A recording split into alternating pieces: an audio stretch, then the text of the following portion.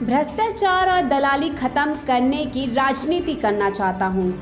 बोचाहा विधानसभा से चुनाव जीतकर तेजस्वी यादव जी को बिहार का मुख्यमंत्री बनाना चाहता हूँ।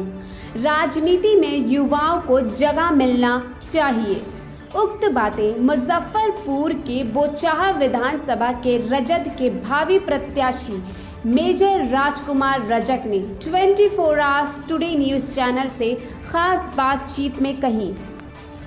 बोचाहा की राजनीति में दस्तक दे रहे हैं मेजर राजकुमार रजक जी।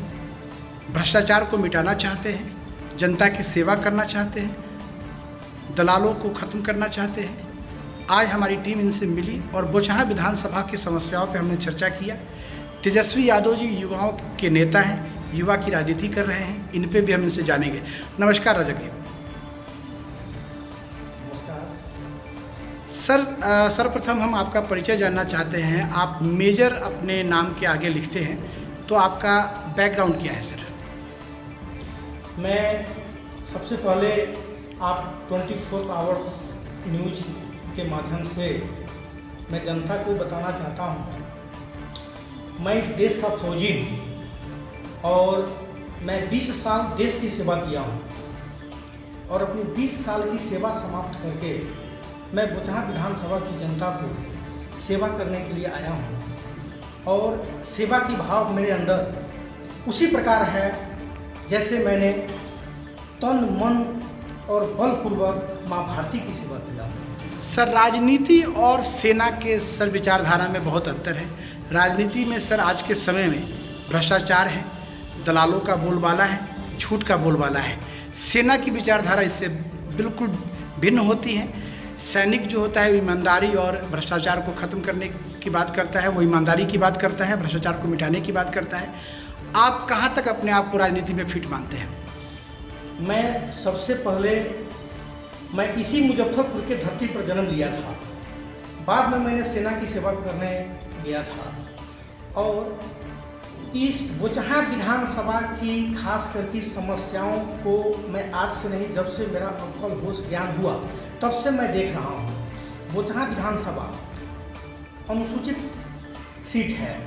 यहाँ पर जो भी प्रतिनिधि विधायक मंत्री बन जाते हैं उनको खुद को पता नहीं रहता है कि मेरा पावर क्या है और जनता की हक क्या है और क्या उनको हम दे सकते हैं और क्या हमारी ज़रूरत है। ये सब चीज़ देख करके मुझे बहुत अकड़ रहा था और मैं एक एक दिन गिनती करके अपना 20 साल टाइम सेना में निकाला और जब मैं सेना से आया बेल्ट कैप उतार करके उसी टाइम मैं वाइट अपना शर्ट पैंट ड्रेस सिलाया और मैं बोचाहा विधानसभा की राजनीति में मैं कूद गया कि अब बोचाहा विधानसभा की जनता को हमारे जैसे कार्यकर्ता और हमारे जैसे सैनिक की ज़रूरत आ गई है।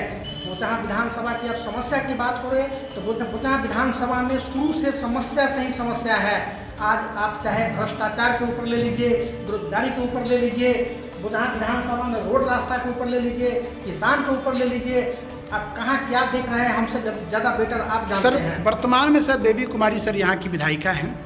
बाढ़ की समस्या से बोचाहा ग्रसित रहा है। अभी मतलब अब इस वक्त भी लोग बाढ़ की समस्या से ग्रसित हैं। कई घरों में पानी घुसा हुआ है, लोगों के खेत में पानी चला गया, अनाज का जो भी धान की फसल थी वो बर्बाद हो गई। बाढ़ की समस्या को लेकर सर आप क्या करना चाहते हैं? बाढ़ की समस्या के लिए बेबी कुमारी या हमारे पूर्व बिहार सरकार के मंत्री आदरणीय रमई राम जी वहीं तक नहीं, ये क्या बिहार सरकार के मुख्यमंत्री श्री नीतीश कुमार जी को पता नहीं है कि बोचाहा की जो बांध की जो समस्याएं हैं वो कितनी जर्जर है। वो बांध तो इस बार भगवान की कृपा से बच गया है। उस बाढ़ में मैं लगातार जनता के बीच में हूँ, मैं लगातार बांध के मैं रेकी किया हूँ, जितना हमसे बन सका मैं अपने निजी कोष से जनता की सेवा किया हूँ। बाढ़ में हर जगह लोगों को राशन बांटा हूँ, तिरपाल दिया हूँ, लाइट की व्यवस्था किया हूँ, भोजन कराया हूँ। और जो बाढ़ की जो समस्या है, ये बाढ़ की समस्या से क्या हमारे बिहार सरकार अवगत नहीं है? नहीं सर, आप मतलब मेरा ये कहना है सर कि विधानसभा में सर कभी बेबी कुमारी जी ने बाढ़ की समस्या को उठाया नहीं, बांध की समस्या को नहीं उठाया। और आप बांध की बात कर रहे हैं, बांध कई जगह टूटे भी हैं, डैमेज भी हुए हैं, जिस कारण से लोगों के घरों में पानी चला गया। तो इसके अस्थायी समाधान के लिए आपके पास अगर कोई योजना है तो आप सरकार के समक्ष रखें। ये वर्तमान विधायिका जी के ऊपर ही हम नहीं करते हैं। हमने सबसे पहले आपको बोला कि अनुसूचित सीट पर जो लोग विधायक और मंत्री बन जाते हैं उनको खुद को पता नहीं रहता है कि जनता की समस्या नहीं, उनको खुद को पता नहीं रहता है कि हमारी क्या पावर है, हम जनता की क्या मदद कर सकते हैं। वो क्या जनता को मदद करेंगे जिनको खुद को पता नहीं रहता कि हमारी क्या पावर है। आप सर तेजस्वी यादव को अपना आदर्श मानते हैं, तो राजनीति में युवाओं के आदर्श ये आपको तेजस्वी यादव जी बेरोजगारी दूर करने की बात करते हैं, क्या कह रहे हैं सर इसके बारे में? तेजस्वी यादव युवा हैं, इसलिए युवाओं की हर समस्या पर उनकी ध्यान है। और इस बार तेजस्वी यादव की सरकार तो बनना तय हो चुका है। बिहार की जनता इसका निर्णय ले चुकी है कि इस बार तेजस्वी यादव की सरकार बनेगी ही बनेगी। और युवाओं के बारे में अगर पहला सोच रखने वाला कोई विधायक मंत्री या कोई भावी मुख्यमंत्री हैं तो उनका नाम तेजस्वी प्रसाद यादव जी हैं, जो युवाओं के लिए वो सोच रहे हैं। जब हमारी सरकार राष्ट्रीय जनता दल की बनेगी उसमें युवाओं को रोजगार जितना बैठे हुए हैं तो रोजगार दी जाएगी, उनकी अच्छी शिक्षा की व्यवस्था की जाएगी।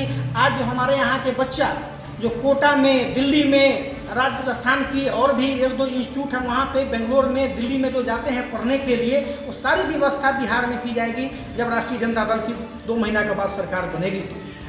अगर सर जनता आपको बोचहा से मौका देती है, पार्टी टिकट आपको मिलता है, तो किन 2 कामों को आप प्रमुखता से बोचहा विधानसभा के लिए करना चाहते हैं? सबसे पहले तो मैं इस देश का फौजी हूँ और बोचहा विधानसभा की जनता मुझे एक मौका दे दी तो सबसे पहले मैं अपराध और अपराधी को समाप्त कर दूंगा, घूस और घूसखोरी को बंद कर दूंगा, भ्रष्टाचार नजर नहीं आएगी।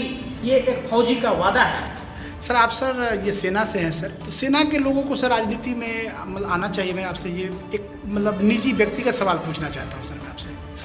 सेना की लोग को क्या अपनी हक दूसरे को हक दिलाने का कोई अधिकार नहीं है क्या?